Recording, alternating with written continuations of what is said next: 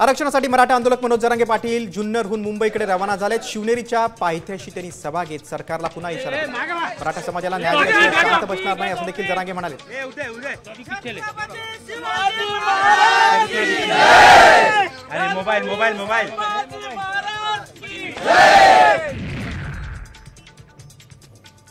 जुन्नरमध्ये मराठा आंदोलक सतीश देशमुख यांचा हार्ट अटॅकने मृत्यू आलाय। मनोज जरांगे आणि मराठा बांधवांनी शिवनेरीच्या पायथ्याशी श्रद्धांजली वाहिली। फडणवीसांना अजून किती मराठा आंदोलकांचा बळी घ्यायचा आहे असा सवाल जरांगेंनी केलाय। मराठा आरक्षण उपसमितीचे अध्यक्ष राधाकृष्ण विखे पाटलांनी जरांगेंना फोन केल्याची माहिती मिळते। राधाकृष्ण विखे पाटलांनी फोन केला होता, आम्ही चर्चेसाठी तयार आहोत पण ते आले नाहीत असं जरांगेंनी म्हटलंय। तर आम्ही देखील चर्चेसाठी तयार आहोत अशी प्रतिक्रिया विखे पाटलांनी दिली।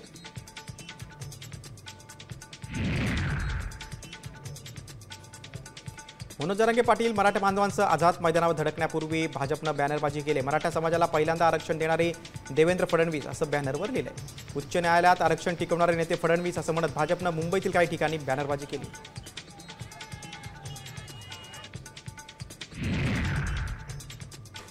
मनोज जरांगेंनी आंदोलन पुढे ढकललं पाहिजे होतं अशी सरकारची इच्छा होती, मात्र त्याने ती मान्य केली नाही असं चंद्रशेखर बावनकुळेंनी म्हटलेलं आहे। तर अंतरवालीत गोळ्या घातल्या होत्या तेव्हाही गणपती होते असं म्हणत जरांगेंनी बावनकुळेंचा समाचार घेतला।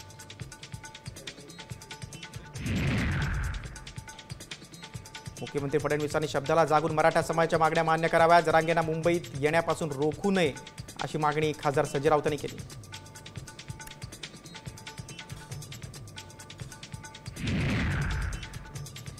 जरांगे पाटलांच्या आंदोलनाला विरोध नाही पण एखाद्याच्या आईवर बोलणं योग्य नाही अशी प्रतिक्रिया भाजपचे नेते प्रसाद लाड यांनी दिली।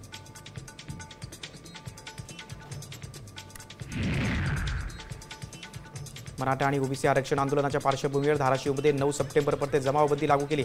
उपोषण आंदोलन, रस्ता रोको आणि सभा घेण्यास बंदी घातलेली आहे। तसंच 5 पेक्षा जास्त लोकांना परवानगी शिवाय एकत्र येता येणार नाही।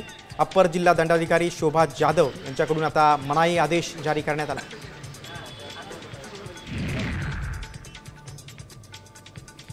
नाशिकचं ग्रामदैवत असलेल्या कालिका मातेचरणी चलो मुंबई आंदोलनाचे स्टिकर ठेवून आंदोलक रवाना झाले। काही जण उद्या सकाळी देखील रवाना होणार आहेत। आंदोलनाला रसद पुरवण्यासाठी अन्नधान्य आणि आर्थिक मदत देखील जिल्ह्यातील मराठा बांधव करणार आहेत।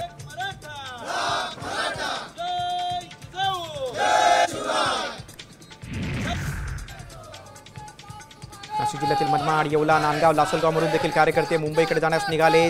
जनशताब्दी एक्सप्रेसने हे कार्यकर्ते जाणार आहेत। मनमाड रेल्वे स्थानकात कार्यकर्ते जमण्यास सुरुवात झाली। भारतरत्न डॉक्टर बाबासाहेब आंबेडकरांचा विजय असो।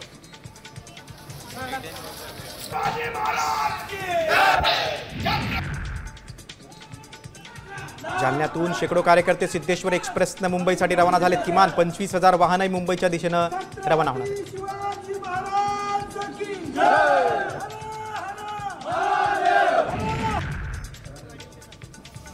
पिंपरी चिंचवड शहरातील मुस्लिम समाजाने जरांगेंच्या आंदोलनाला पाठिंबा दिलाय। चिखली, कुदळवाडी, जाधववाडी आणि मोशी भागातील मुस्लिम समाज बांधव हजारोंच्या संख्येने जरांगे पाटील यांच्या आंदोलनात सहभागी होणार आहेत।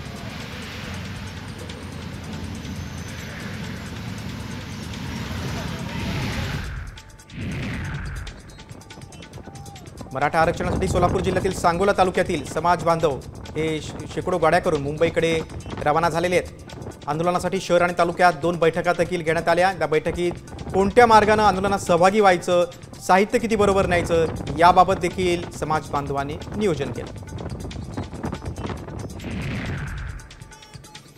धाराशिवमधल्या परांडा तालुक्यातील मराठा आंदोलक सध्या कळंबोली सर्कल येथे दाखल झाले आहेत। 15 दिवसांचं खाण्यापिण्याचे साहित्य आणि अन्नधान्य घेऊन हे सगळे आंदोलक मुंबईत आलेले आहेत। त्यावेळी कळंबोली सर्कलवर विसावा घेताना आंदोलकांनी पारंपरिक गजी नृत्याचा आनंद घेतला।